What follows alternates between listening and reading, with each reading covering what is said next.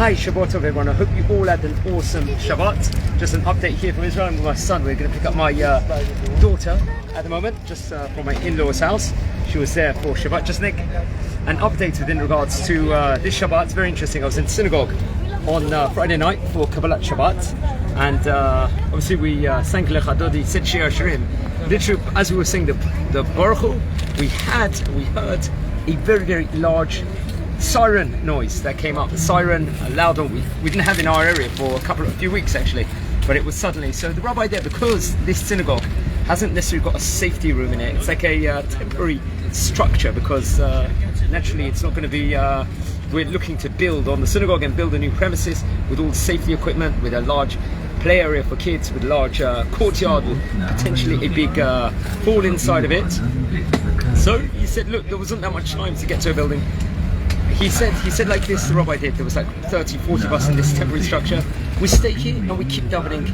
We daven, Hashem's going to protect. We're in a synagogue, nothing's going to happen. In fact, really, we were at the bottom of a big building, so it probably was anyway protected from a safety point of view. There was protection because where we were situated. But anyway, he said, we don't leave the synagogue, we don't stop davening, we daven. The Torah, the davening, the tefillah on the Friday night is going to protect us. We're all learning, we're all doing good things, we're all coming to pray, we're davening mostly 3 times a day, we're learning Torah, a lot of the people are there.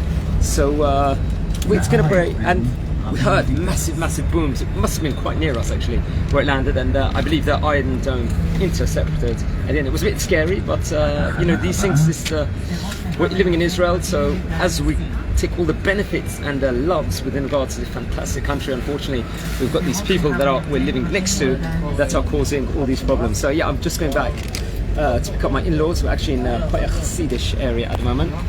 It is just with my son at the moment, and taking this journey. Here we're in Motzei Shabbat, which is a Hasidish kind of area over here. So what's interesting is, I'm not going to relate over a story from Motzei Shabbat per se, but just the importance of telling your kids stories on Motzei Shabbat. Here I've got over here. Can you open this net now? Let's show everyone the sefer. I am on the bus journey, and with my son, I'm going to maybe spend the next hour with him, or 15 minutes, or whatever it is, telling him a lot of Torah stories here on Motzei Shabbat. I've got actually a book of Torah over here. It's actually Sefer Shmot, so we don't enter Sefer Shmot for another 2 weeks or something, 3 weeks. But it's good to say Torah on Motzei Shabbat, on Saturday night. And this is actually what the Baal Shem Tov says. The Baal Shem Tov, the great rabbi from a few hundred years ago, from Europe, great Hasidic rabbi, says it's a segula, it's a merit for parnasa, for wealth, to say stories on Motzei Shabbat itself, to say it. And actually the Tzemach Tzedek, the great rabbi, said, only related over at a later stage, that he added on that it's not just a merit for parnasa, and it doesn't have to be just about stories about the great Baal Shem Tov, which you tell stories about. First of all, saying stories about any tzaddik, it is great on Motzei Shabbat. He adds on and saying not just to say the stories on Motzei Shabbat itself, but why not say the stories also during the week? During any minutes you can do it. You've got company with your kids, you're traveling in the car, you can put on a shir, you're walking in the street, you can listen to your MP3 or listen to any Torah teaching potentially. That is also a great segula at that point in time. So the Tzemach Tzedek also adds onto that, and it can be any time of the day. It doesn't have to be on Motzei Shabbat, and about any great rabbi, and that's the importance of it. Just, we know there's famous stories of Motzei Shabbat. We said over about the great rabbi, that the famous story where the rabbi tried to be less generous on a Motzei Shabbat within regards to he had always the best animals which he would chef, and they would eat a lavish meal on Motzei Shabbat. So one time, I believe, a relative of his told him, look, maybe we shouldn't have this lavish meal, it's very expensive. Why don't we have a cheaper kind of food?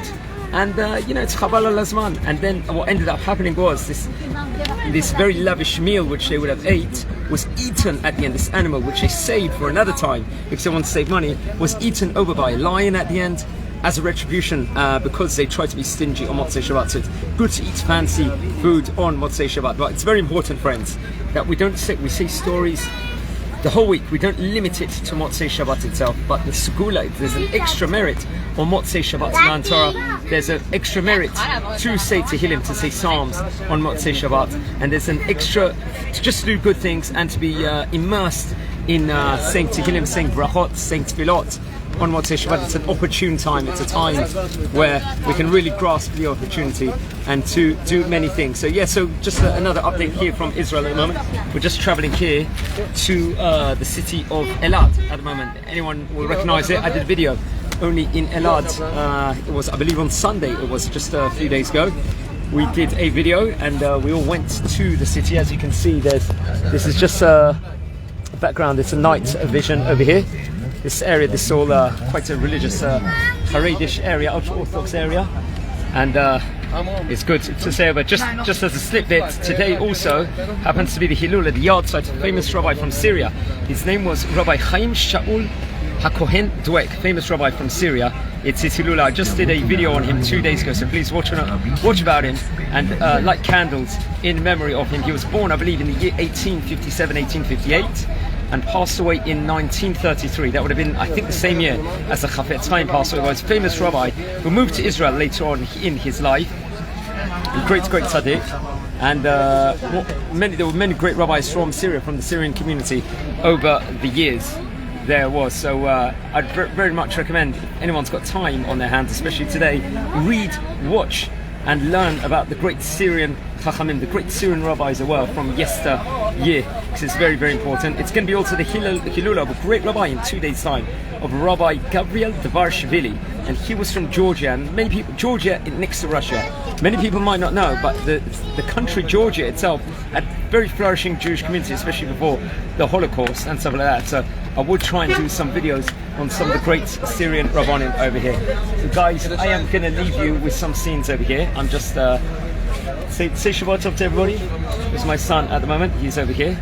We're going to all have a good week as we've exited Shabbat. Still going to have my Suda review. There's some scenes here in Ramat Beit Bet. As you can see.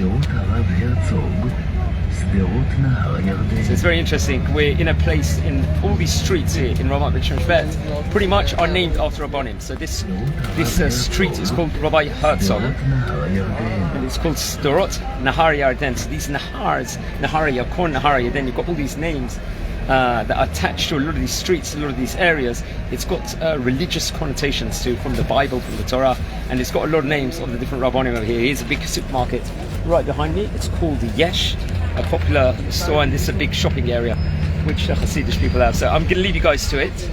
Have a fantastic week. Shabbat Tov. I'm going to hopefully do another video when we get to Elad within regards to the Daf Yomi. So good day to everyone.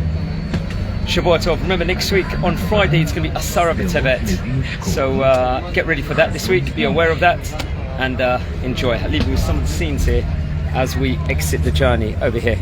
So you can see this is the skyline here of the city of Bet Shemesh. Looks very good. You can see a lot of the synagogues over here, a lot of the buildings. Nice nighttime view here from a Hasidic area. This is a bus I always take to my in-laws' house. It takes about an hour and 15 minutes always. It's a very ultra-Orthodox neighborhood. You can hear some Hasidic music in the background. I think a bus driver has played over here. A lot of these buildings over here, they have shops incorporated into them, so people don't want to rent out shops and stuff like that. It costs a fortune, so people actually in their houses will have clothes shops, will have jewelry shops, will have baby shops also with baby wear and stuff like that. These are the small streets here in the area of Ramat Bet Shemesh. You're enjoying the bus journey in Netanel? Ken, Oibze?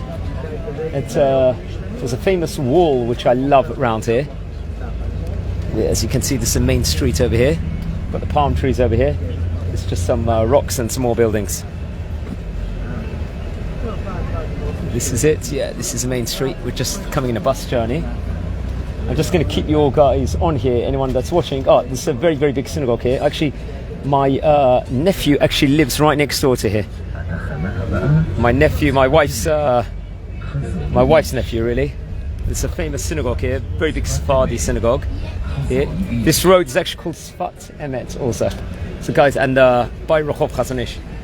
So guys, I'm going to leave you to it. There's another side road over here. Take care and Shabbat Tov.